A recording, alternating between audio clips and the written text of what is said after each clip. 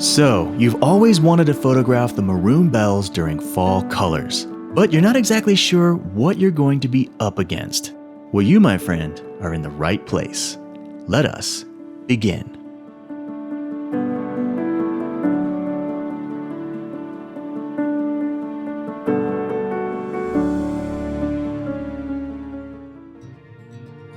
Greetings, friends, and welcome to the legendary Maroon Bells. This is one of the most iconic destinations in all of landscape photography. Every year, thousands of photographers come to this place looking to get this shot.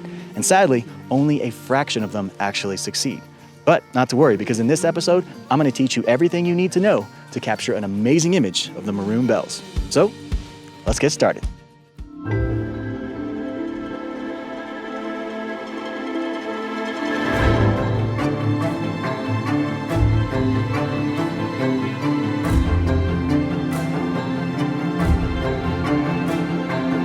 Welcome to Aspen, a place where you can experience rugged wilderness, visit the ghosts of history, and enjoy endless miles of golden forest.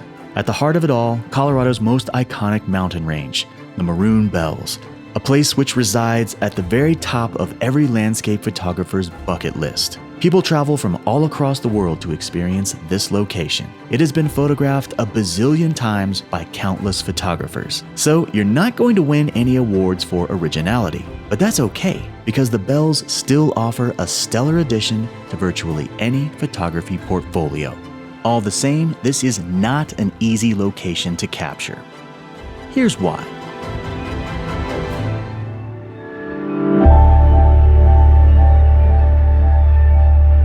In order to bring home the definitive shot of the Maroon Bells, you need 4 critical elements to line up just perfectly. These ingredients are the sky, the snow, the trees, and the reflection.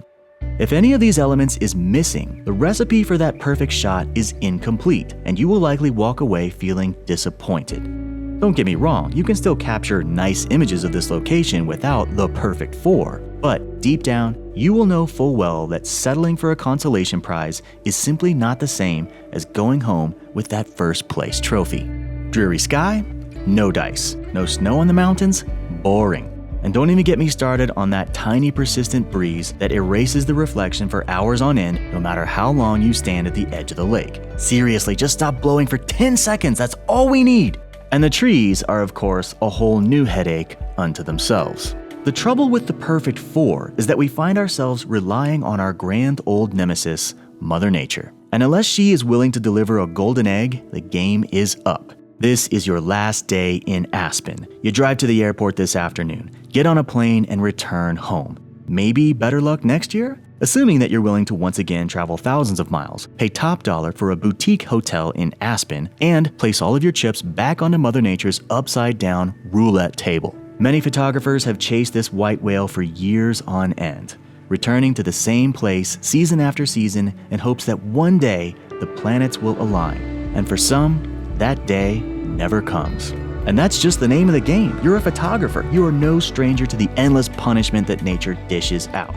And no matter what, you keep coming back for more. So, now that you know what you're getting yourself into, let us proceed.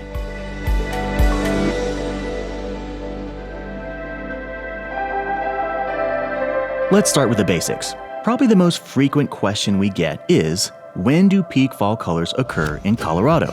The Colorado Rockies typically see the best fall color during the last week of September and the first week of October. If you plan your trip sometime within this 2-week window, you will have a really good chance of catching some great colors at their peak. Anytime after this, and many of the leaves will be dropped. I usually suggest going on the early side of this window. I would much prefer to see a little bit of green in the forest rather than find a bunch of trees which have already shed their leaves. The White River National Forest, where the Maroon Bells are located, normally experiences peak fall colors at the end of September.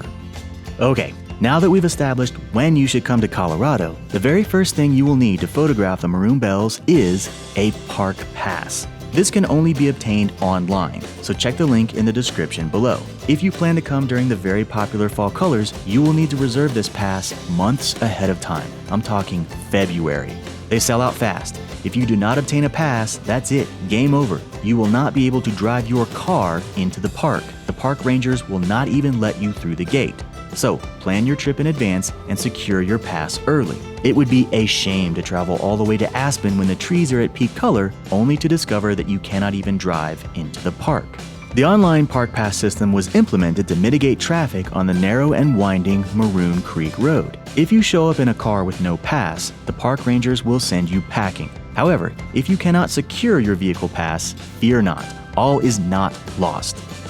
Well then, you're going to need to get your hands on one of these. Bicycles are totally free and can be ridden into the park at any time with no reservation. Let me say that again. You do not need a park pass to enter the Maroon Bells if you are riding a bike. You can pass right through the gate and pedal all the way to the top. So if you're like me and you've never even heard of this park pass shenanigan, the bike is your saving grace. The town of Aspen has numerous bike shops that will gladly rent you a bike. I'd recommend going with the electric option because hauling 30 pounds of camera gear up the steep 10-mile Maroon Creek Road is definitely going to bring the burn. So now that you've made it through the gate, it's time to get from the parking area to the lake where you can take your pictures. It is worth noting that the Maroon Bells are one of the absolute best locations in all of America for wheelchair-accessible landscape photography. So if you are riding a chair, pushing a set of crutches, contending with a disability, or maybe you just don't get around as well as you used to, this is an amazing place to get really great images. The path leading up to Maroon Lake is very easy to navigate. And after just a few short steps from the parking area, you are faced with a spectacular scene. That's all there is to it. No major hiking required. And the location is fully wheelchair accessible.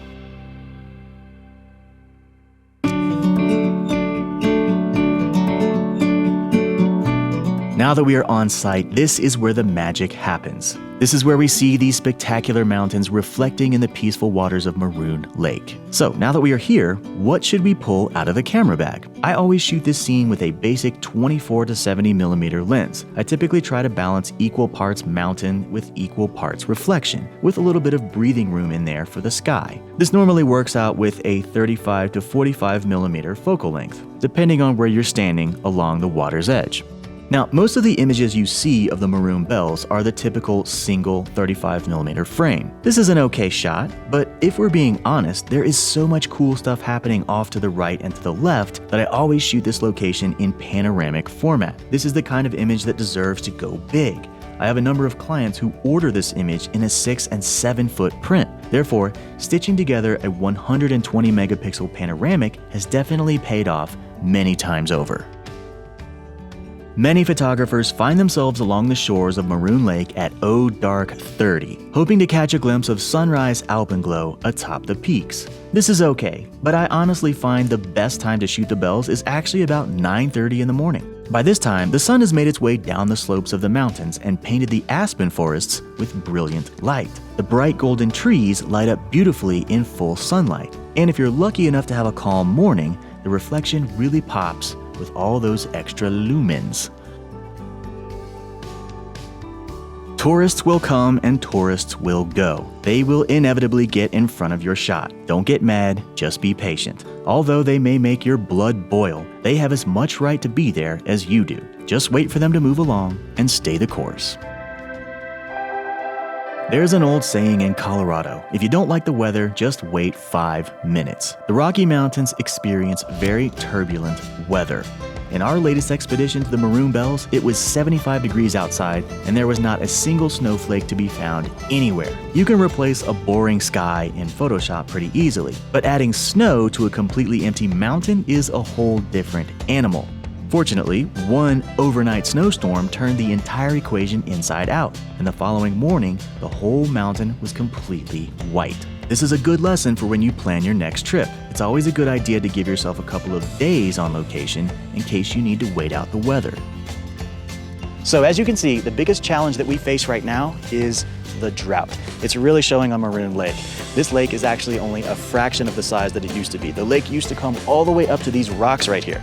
And to make matters worse, the Park Services has actually installed this sort of barricade to keep people from getting too close to the water. And as it is now, there is absolutely no way to get close enough to what's left of the lake to get a full reflection of the mountain. So we're gonna have to get creative on this one. Sky, snow, trees, reflection. As if the perfect four were not challenging enough, Now you're telling me this barricade makes it impossible to put your camera at the water's edge? This means even if a pristine reflection were to appear in these glassy waters, no one is allowed to get close enough to photograph it, especially if the water is low during a drought. Okay, so this kind of sucks. The Maroon Bells are one of those destinations that we landscape photographers dream of visiting our whole lives. And with this many roadblocks in place, is the reward really worth the risk? Well, chances are, if you've been in the landscape game long enough, you've probably learned how to cope with disappointment. But what if you don't have to be disappointed? What if there was a way to nail a stellar shot every single time? What if there was a way to capture all the pieces of the puzzle from different places and reassemble them into the perfect image? Well, my friends, we just so happen to specialize in turning the ordinary into the extraordinary.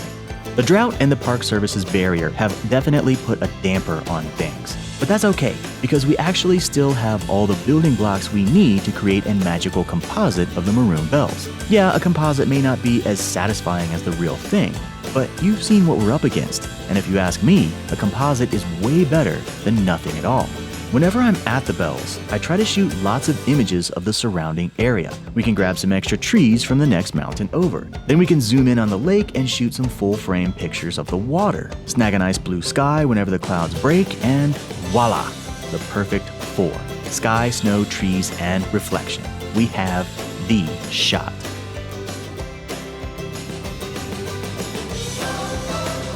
So one has to ask, is it okay to make a composite of the Maroon Bells? I would say of course it is. You're out there in the real world putting in all this work while other folks are sitting at home drumming up artwork with the latest AI software. If people can make pictures sitting on the couch, you can build the real thing in real life. I always enjoy a good composite because it requires lots of creative problem solving. And it also offers us the opportunity to provide some really interesting photography education. Speaking of which, all right, friends, if you've been paying attention, then you have noticed that there is definitely something missing. 1 minute we're standing there on location, and in the next instant we have this beautifully finished photograph. So we are obviously skipping a whole lot of steps right down the middle as to how these images are actually created. So if you are interested in learning more, we got you covered. Shoot on over to our website, premiumlightacademy.com, and check out our fall colors tutorial.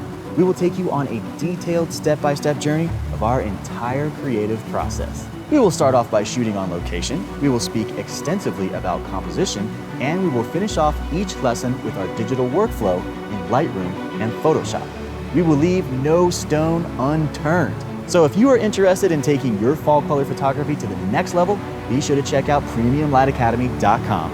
In just a few short lessons will have you shooting like a pro.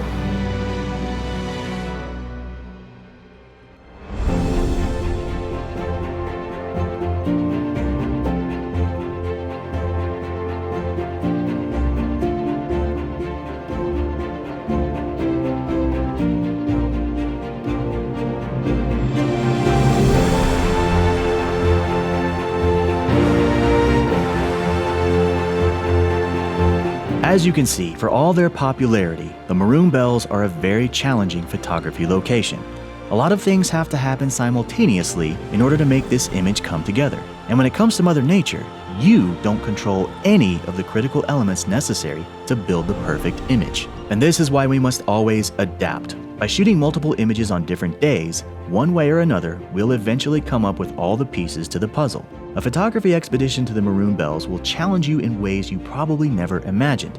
It pays to plan ahead, do your research, and be prepared to think outside the realms of traditional landscape photography. And who even knows, Mother Nature might just be feeling generous and give you everything you need in one single moment. Every year is different, and every year brings a whole new set of circumstances. Autumn offers such a fleeting moment to capture this magical destination. So as you plan your next fall colors trip, be ready to get creative. Seize on every opportunity you come across. Because, before you know it, the dark winter looms in from the sky, and in the flash of an eye, the mighty Maroon Bells have all but disappeared.